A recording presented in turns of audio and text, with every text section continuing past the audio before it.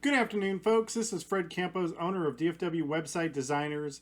It is Saturday, March the 6th, 2021, and this is episode number 130 of your 3 business tips at 3 o'clock and in around 3 minutes.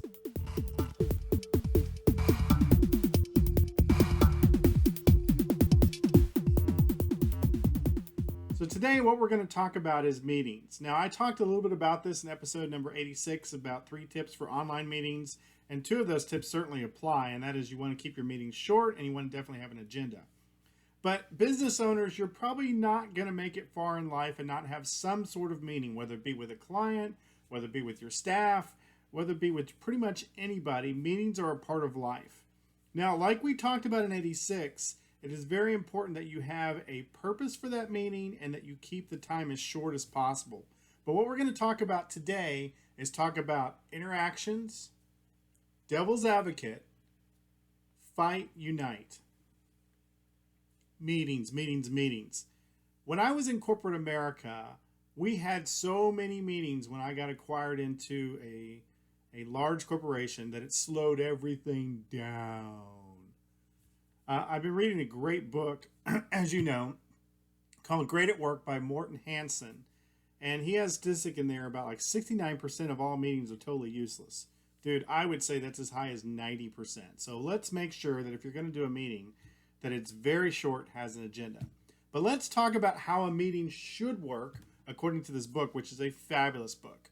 Number 1, you should encourage interaction. It is not a meeting where I am dictating information to the staff.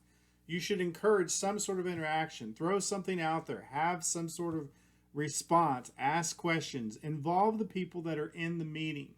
Number 2, you should encourage devil's advocate. So many times you get in trouble by just everybody aligning to you, the business owner's thoughts. Even if your staff agrees with you, encourage them to take the other side, to play devil's advocate. Push back on all good ideas in an effort to get that interaction going, okay? Sometimes we get caught off guard being business owners and thinking that our way is the only way. And I get it. Sometimes that is correct. But to conduct a good meeting requires interaction and devil's advocate.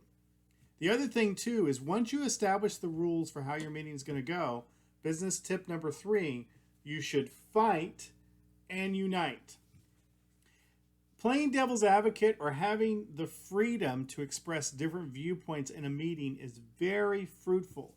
It inspires creativities. It plugs all the holes that may happen in your particular ideas, especially if you're fleshing out different ideas or campaigns. But you should have some complete ground rules that it's totally okay to fight in the meeting. But once the meeting is over and we've expressed our views and decided on something, the entire team needs to unite. So, for meetings, you're going to encourage interaction, you're going to play devil's advocate, and you're going to fight and unite. And as we talked about in 86, you're going to keep them short and with agendas. Meetings are a way of life. I think they should be kept to an absolute minimum, but they're going to be something you're going to use, small business owners, in your business. As always, I'm looking for ways to be better myself. I want you to be awesome. Now go back to sleep.